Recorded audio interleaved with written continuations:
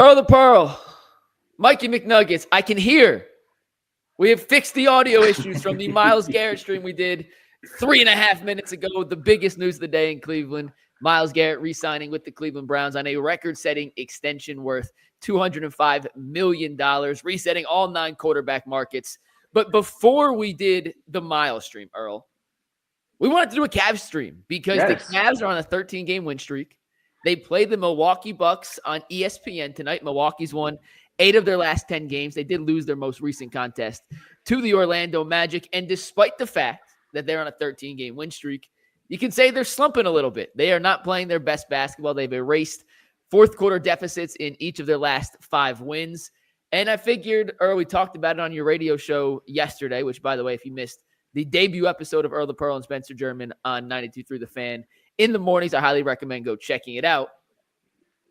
We talked about the panic meter. Is there any reason to panic? And my answer, when you asked me the question yesterday, was no. I am not panicking in the slightest. So let me turn the tables. Earl, are you panicking whatsoever about the Cavs, let's just say, dip in efficiency over the last 5 games? Absolutely not. If anything, I think this is a good problem to have. I think that when you are going through these rough stretches that they have inside of these games of basketball here in March, that's an opportunity to learn from that and you just become more battle tested as you close out this season and head towards the playoffs. I'm not panicking at all because in a lot of these games that where most teams will lose when you're getting outshot and outscored by your opponent like that, getting off to these slow starts, getting down 15, 18, 22 points. Most teams, no matter how good those teams is, they find a way to still lose those games. Yet somehow the Cavaliers find a way to persevere, social resilience, and come up with clutch moments and clutch moments and clutch situations to come away victorious in these games. Now granted, throughout the games there have been some tough stretches of basketball to watch, but you see the in-game adjustments being made by Kenny Atkinson and his crew. You see the players kind of digging in and becoming laser focused and doing what they have to do to secure the victory. And so, no, there's no panic meter for me at all. Like, if anything, this cricket road to the NBA Finals, which is where we're trying to go, I think that cricket road that you take, it helps you more so in the long run than that straight road, no adversity, nothing to overcome, et cetera. And so when the Cavs are being put in these adverse situations, it's only a benefit once we get to the playoffs. Earl, you and I had talked off air about one of the dumbest topics I think I've ever tried to figure out a way to present. And that was, are the Cavs beating the crap out of too many teams that they won't be battle-tested come playoffs? And I was trying to figure out, how do you have that conversation, right? Because on the one hand, it's an incredible thing to have a 12-point win margin and be 54-10. And I know they dropped a little bit in that 12-point win margin, but for the majority of the season, it's been double digits. They haven't had many close games, and when they had those clutch games, they've been incredible. They've been the most efficient and best team overall in the clutch this season. And I do think fighting back and overcoming slow starts, poor shooting nights, other random guys like Miles Bridges going supernova, those are the kind of situations you're going to find yourself in a playoff series. And having real life, real game experience in overcoming adversity like that only translates to the playoffs. I look at it like we're playing video games, right? Or we both played college football when it came out. Sure, right. You play on rookie or freshman, whatever the NCAA easiest mode is, and you beat teams 77-0 or 177-0 all the way up to the college football championship. And then you go, it's the championship. Let's throw it on All-American. And you're like, I don't know if I'm ready for that, right? Like, it's a hell of a step, a hell of a difference in terms of the level of difficulty to execute some of the things you want to execute. And the Cavs, I don't want to say they needed this, but I don't think it hurts to go through a stretch where, hey, we're not playing our best, but we're finding ways to overcome it and win. The question now is, do they know how to flip the switch and erase and stop these slow starts and figure out how to get back to shooting at a higher clip and figure out how to get back to defending at a higher rate, because you don't want to be in these situations come playoff time. No, you don't want to be in these situations come playoff time. And I think Donovan Mitchell alluded to that point after that game versus Charlotte. He felt like that the Cavaliers played down to their opponent, and he shouldered the blame. He said, you can put most of that on me. And so, you can psychologically create healthy and good habits, just like you can psychologically create bad habits. And these getting off into these slow starts, falling into these double-digit deficits, those are bad habits. And if you don't correct those bad habits now, then that could be a problem come playoff time. Because sure, you can claw back in a regular season game in March, but when the officiating is a little different, when the rotations is a little shorter, and you are playing playoff basketball, we all know that's a different type of beast, right? Yep. And you want to be able to correct these issues that you have now as you close out this season, so that once the playoffs start, you're really good to go. And I think the Cavaliers will do that.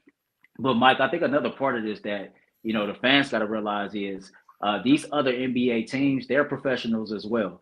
Yep. And when you are the Cleveland Cavaliers, though you are not the defending NBA champions, you have been the best team in the NBA throughout the entire regular season.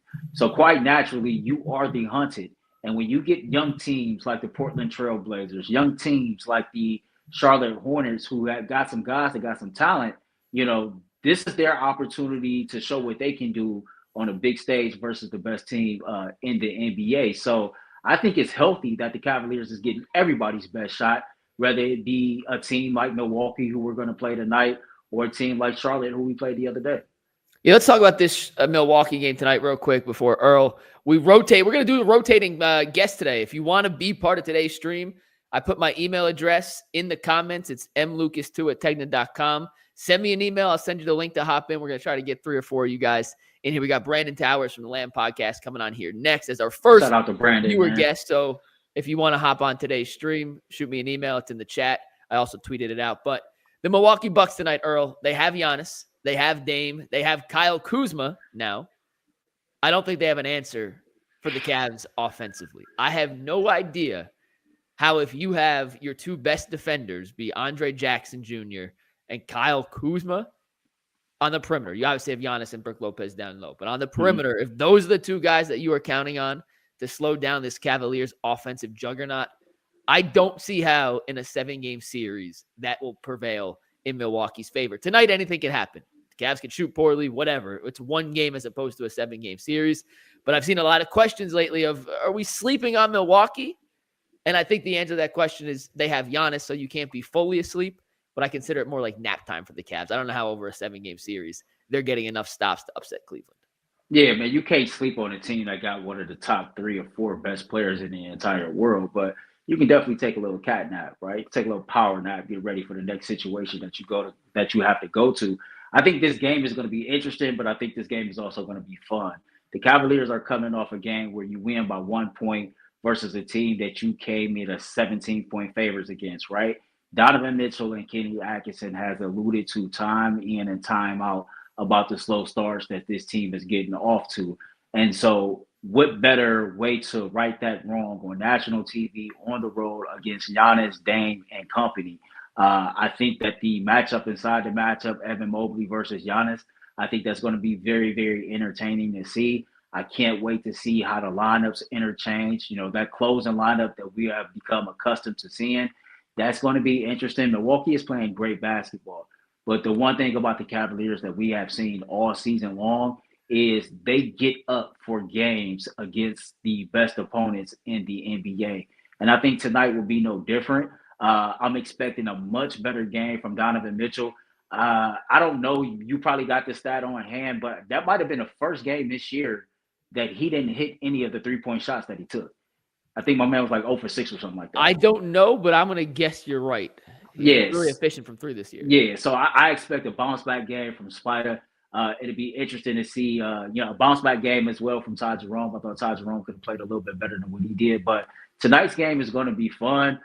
They got Giannis, and even though they got Dame and Kuzma, Milwaukee just don't have enough, over the course of a 7-game series. Anything can happen tonight, but just based on what happened in that last game versus the Hornets, I expect the Cavaliers team to show up tonight, be focused, be efficient, lock down defensively, and not be careless with the basketball. A lot of these careless turnovers that we have seen in recent games, I think they get that issue corrected as well. Earl the Pearl, you can find him on the radio Saturday mornings. You can find him on Ultimate Cleveland Sports Show Monday through Friday. Appreciate you, and I apologize for the audio issues earlier because they weren't your audio issues. They were my audio issues. I could hear no audio back, And that is my bad, Earl. I had him running circles around his house saying, I can't hear you. I can't hear you. I saw him changing settings. I saw him put in new headphones. The reality was it was my computer. I just had to do a simple restart and it all worked. But Earl, appreciate you, man. I went through 2 sets of Beats and a set of AirPods, man. Y'all be great. Spread love. I'll see y'all tomorrow. Peace. That is Earl the Pearl. Let's bring in our first live viewer of the day. It is Brandon Towers from the Land on Playback podcast. Brandon, I don't know you, man. Nice to meet you. How you doing today? Nice to meet you, Mike. I'm doing great. I just saw a tweet, decided, I definitely want to hop on with you. So appreciate you having me, man. Of course. If anyone else wants to join us after Brandon, like I said, my email is in the comments. Just scroll up. It comes from the Ultimate Cleveland Sports Show tag in the comments. I also tweeted it if you want to get on after Brandon. We're going to go about, another 20 minutes here. Anyone else who has a take, a question, a comment, a concern about the Cleveland Cavaliers, we are going to address. So, Brandon, the floor is yours, man. What do you want to talk about in terms of this Cleveland Cavaliers team right now? Yeah, really interested in your guys' conversation about really prepping for the playoffs and how Kenny sort of wants to tinker with these lineups and see sort of what we can do moving into the playoffs. I think one thing I've seen Kenny kind of try here, and I would be interested in your take on if it's really just to try to save our bigs' legs with sort of our backup big situation being shallow. But he's definitely experimented with some like minutes of trying to get Dean Wade at the 5. Do you think that that's something where Kenny's actually seeing if that's potentially a viable option come playoff time? Or is that something where we're keeping some legs fresh for our guys Mobes and JA? I think he's trying to figure out, can I steal 3 minutes of rest for Evan in a playoff series by running out that lineup? And without a big, it's been Dean, DeAndre, Strus, Jerome, and then one of the guards for the most part. It's kind of mixed and matched, but it's Dean and DeAndre in the front court together. It did not work against Boston in that first possession. He went to it. Boston immediately scored. Kenny called a timeout. It's had relative success, I would say, otherwise. And if you're playing a team that doesn't have a real post-up threat, let's just say it's Boston without Porzingis, for example. I know it did not work 2 Fridays ago. They scored immediately, but let's just say that's the situation. Dean and DeAndre are both, they're not small. Like they're 6'8", 6'9" with length. So I don't hate it. I don't think it's going to be Kenny's first option in a playoff series by any means, but I do think he's going to try and figure out of this next 18, 17 games, 19, whatever's left. Can I steal Jarrett and Evan 2 minutes of rest here before a TV timeout or before one of we have to use it timeouts or we lose it, just to give them a little more of a break? I don't necessarily love that lineup if there's a big in there because it's putting Dean and DeAndre in a situation to pick up cheap fouls, and I don't want to put them at risk in that way. But I do think from an offensive standpoint, you want to talk about spacing the floor to the maximum abilities and giving Darius and Donovan driving lanes. It does have its advantages, but if they ever close the game like that, I will be very angry. We also sometimes struggle on the defensive rebounding side of things. So obviously, if we got a big opposite us, then I'd be a little bit concerned with getting eaten alive on the offensive glass. And kind of think maybe we were sort of victims of our own success. In some ways, we're kind of victims of our own depth. Like Naquan looked so good that, I love giving him that contract. I think maybe otherwise, if he didn't flash so much, we might have explored the option of another backup big on the buyout market. But I do think, wings win rings, right? At the end of the day. So stacking as many wings as we can makes a lot of sense. When you look at the buyout market, like we could have talked ourselves into Mo Bamba. But I'll just use it. It could have been someone else. I'll just use him for an example. The more I thought about it, could you have imagined Kenny Atkinson putting Mo Bamba, who'd only been there for 2 months with the team, into a game 6 against Boston because he needed to give Jarrett Allen or Evan Mobley 2 minutes of rest? The more I think about it, I don't see, as much as Kenny trusts everybody. Hell, he may trust me to play a few minutes. Like that's how much he trusts the depth in the bench. I can't foresee a situation where like Mo Bamba would come in and immediately get minutes. You've seen Javonte Green played well against Chicago and then doesn't play the next night. Yep. Like he's still trying to figure out his way in. And Kenny talks about Jarrett and Evan being more vocal on defense. Like their defensive principles start from the 4 and 5, communicating everything to the guards in terms of how they want to guard the pick and roll. Are they drop? Are they hedging? Are they icing? Are they switching? Are they blitzing? Or are they doing whatever? I don't know if a guy coming in this late in the season would be able to pick it up for Kenny to trust him on that end of the court more than anything else. So, Tomlin's a nice story. He's definitely not going to play in the playoffs unless it's a 40-point win or loss. So I guess we hope he's not. Like, we hope maybe, he's not. If he but is, yeah, something's either gone horribly wrong or it's a massive blowout. Or horribly right, one of the two. Or exactly. I do like, though, and Brett, I'm curious on your take with this.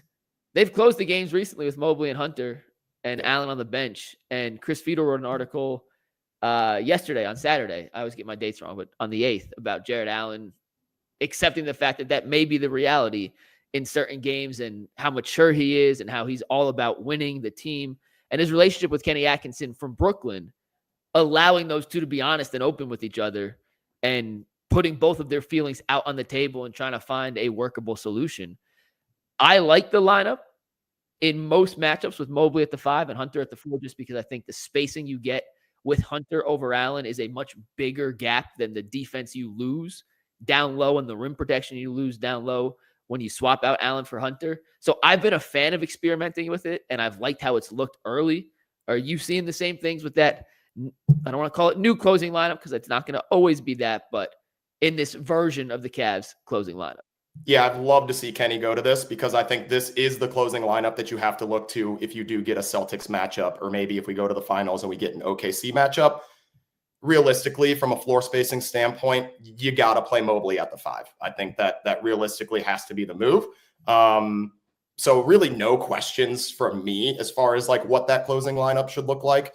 Really, for me, I'm kind of intrigued, and not to throw a question right back at you, but I'm going to. I'm kind of intrigued with this 5-man rotation that, had been our previous best from a net rating standpoint in Garland, Mitchell, Strus, Mobley, Allen. Really struggling here post All-Star break. So I wonder, I think from a closing standpoint, closing with Mobley at the 5 makes a lot of sense, getting D Hunt over at the 4.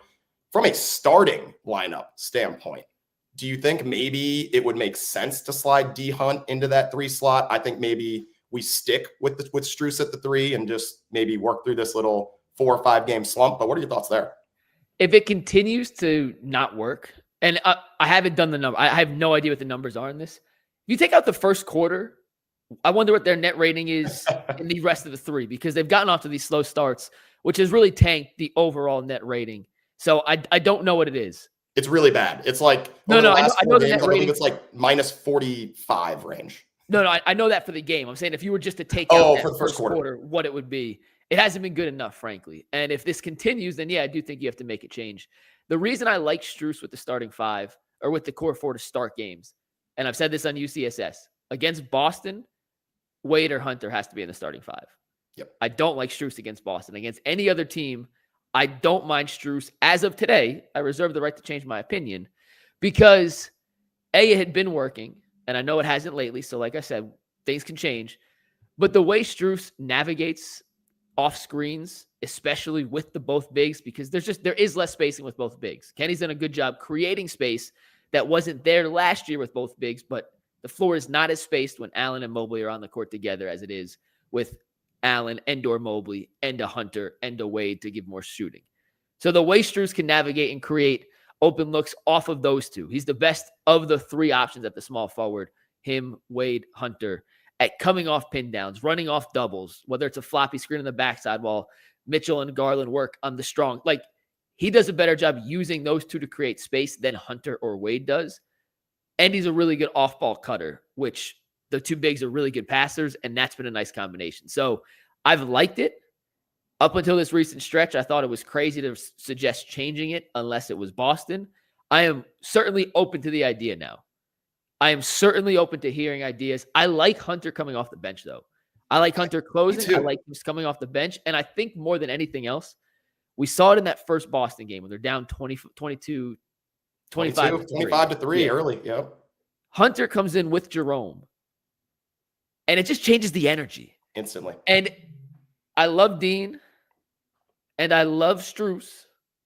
I don't know if they come in the game and they have the juice to change energy if you don't get off to a good start. Now, you could say, well, if Hunter's on the court, then maybe you don't get off to a slow start. Total valid counterpoint. But I think Hunter has the ability to completely change the tone of a game and negate a slower start. So I kind of like Hunt coming off the bench, and then in that case, I would start Dean Wade. But as of now, I am not hitting the panic button. I am not completely ready to erupt what had been working. Like I said, in the title of the stream, they're on a 13-game winning streak / slump. So let's not overreact. Yes, exactly. That's kind of how I take on it right now. Your point on the bigs is really good as far as how Strus plays off of our bigs. Like seeing playmaking Strus, like the flashes of playmaker Strus. I mean, there have been quarters where he's racked up 3, 4, 5 assists in a single quarter playing with the two bigs on the floor.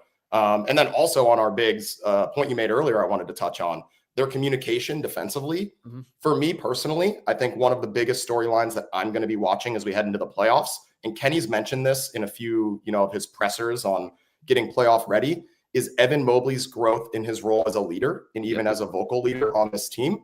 Look, I mean, obviously we know who Donovan Mitchell is, right? A healthy Darius Garland will be fun to see in the playoffs as well. But I really do think this team's ceiling hinges on Evan Mobley really taking that next step in the playoffs. So would love to see him really own that vocal leadership role. I know he's naturally kind of a shy guy. Maybe it's not going to come easily for him, but I do think that's going to be huge for this team's, potential ceiling here.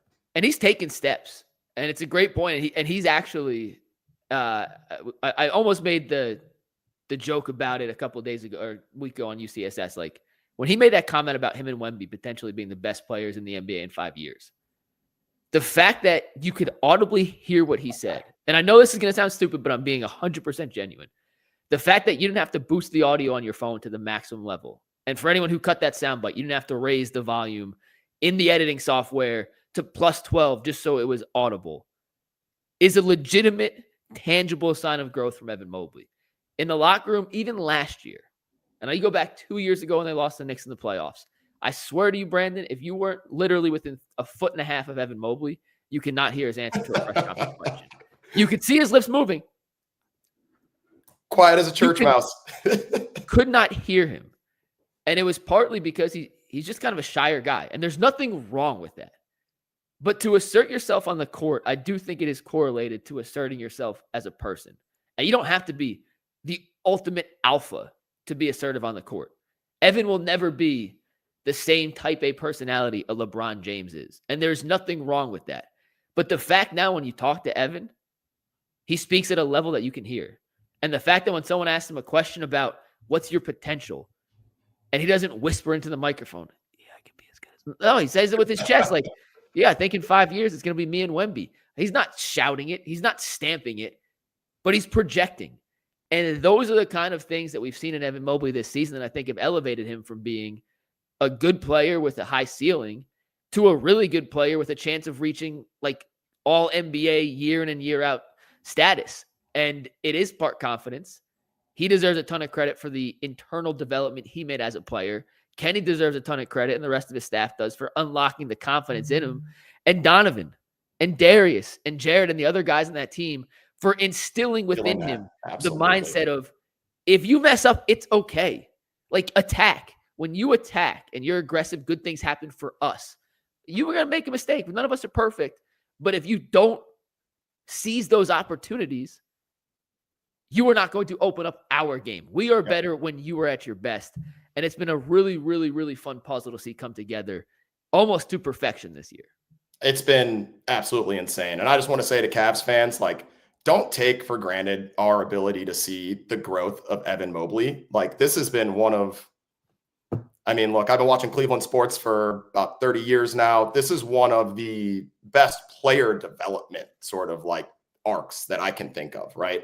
Where we always sort of said, this could be our unicorn. This could be, he's got all NBA, he's got all defensive potential, certainly, but how's the offensive game gonna sort of, progress?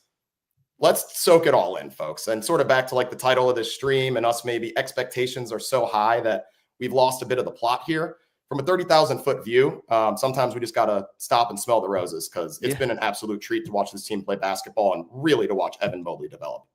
No, they're 50. Is it 53-10 now? Yeah, they're 53-10. It's the 9th best start or the 8th best start in the history of the NBA. Think about that. We are so spoiled in a good way that when they struggle, I said this on the radio yesterday, we're now nitpicking bad 3 or 4 minute stretches of a basketball game because we have nothing else to nitpick. And by nature, as a society now, we just can't accept great.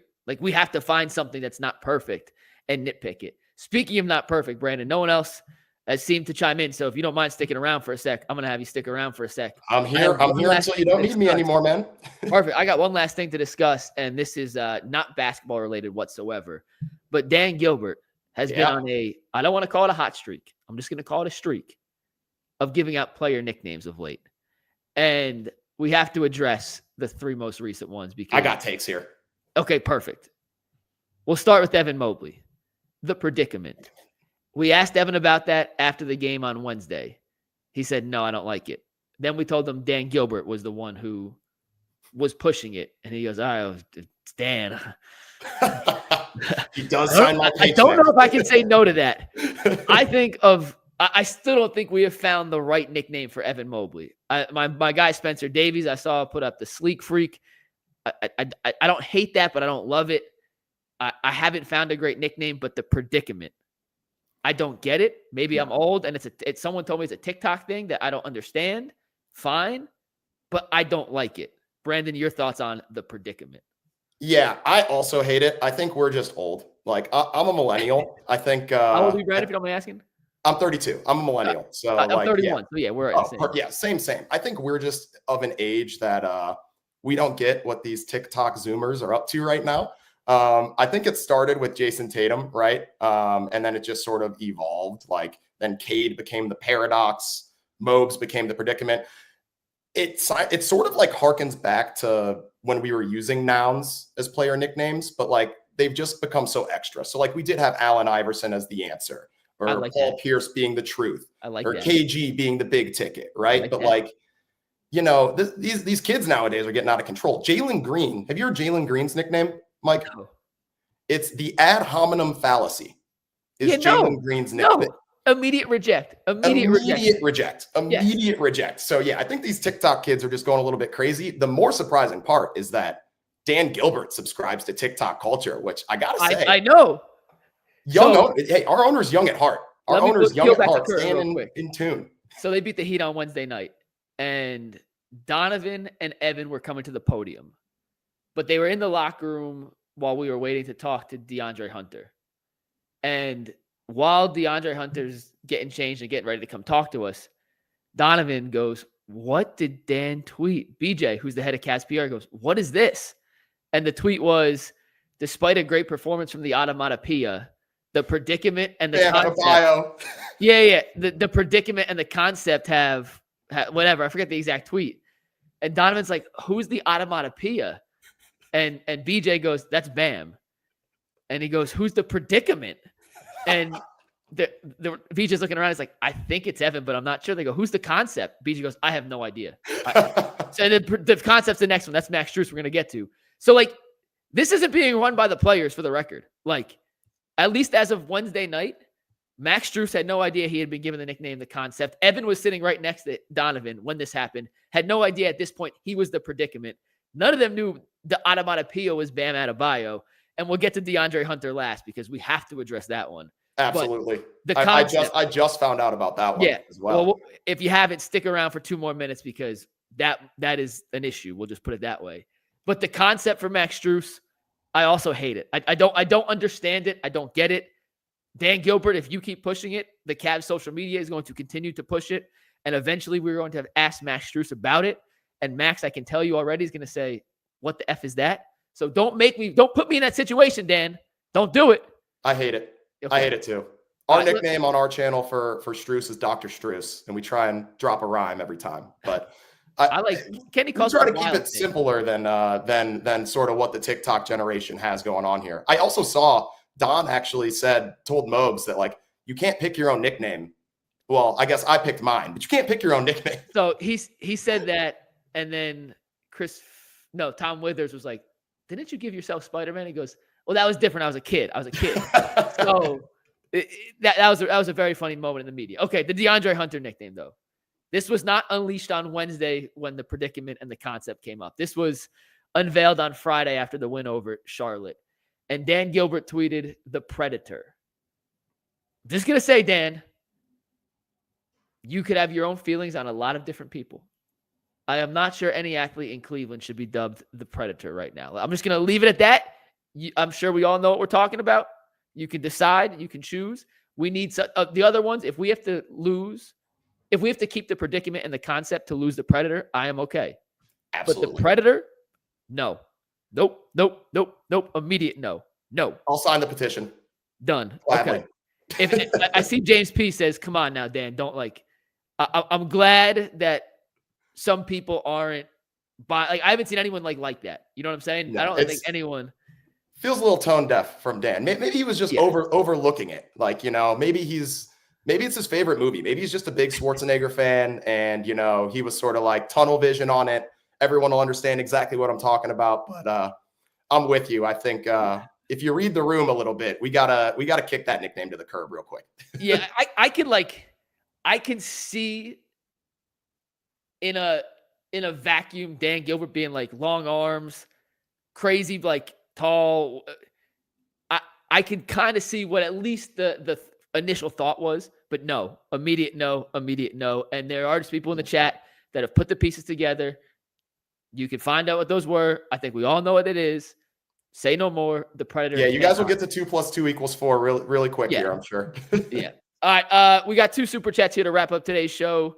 Pranav Karode says Miles staying back, $123 million guarantee. We did a whole stream on Miles Garrett before we did this Cavs stream. If you want to check that out, we had over 3,000 people live in there, so we appreciate everyone tuning in for that. And then Chris B said the predicament is a joke about Tatum, the anomaly. So some guy was making jokes about players that are beating them.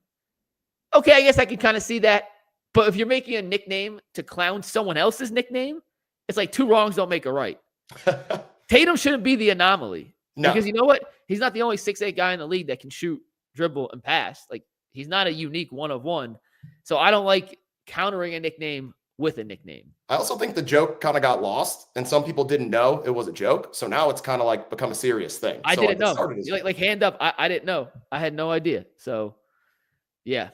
Last thing I want to point out real quick, Curtis says he's coming to the comedy show on the 28th. Quick reminder, we are doing our 2nd annual UCSS comedy show at Hilarities on March 28th. If you haven't got your tickets already, just go to the Hilarities calendar. You can find UCSS on the 28th. All money.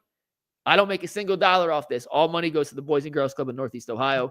We are raising money for a charity and a good cause. So if you guys want to come through, enjoy the night, and it'll be fun. Brandon, this was a lot of fun, man. I appreciate you hopping on. I'm glad someone answered because no one else did. And we ended up getting a great guest. So, Brandon, tell the people where they can find you on Twitter and tell us about the Land Podcast real quick. Yeah, absolutely. You can find us at the Land CLE on Twitter. Appreciate you having us here, Mike. We do live Cleveland Cavs watch parties. We'll be doing Guardians as well. We've got league pass access to give you. So head on over to playback.tv/the Land. Get signed up. We'll give you access. You can watch the Bucks game tonight with us and, a couple hundred Cavs fans from around the world. Awesome. That is Brandon on McNuggets. We'll see y'all tomorrow. First day of NFL free agency, Cavs recap, and Miles is staying in Cleveland. Have a good one. Go Cavs. Peace. Go Cavs.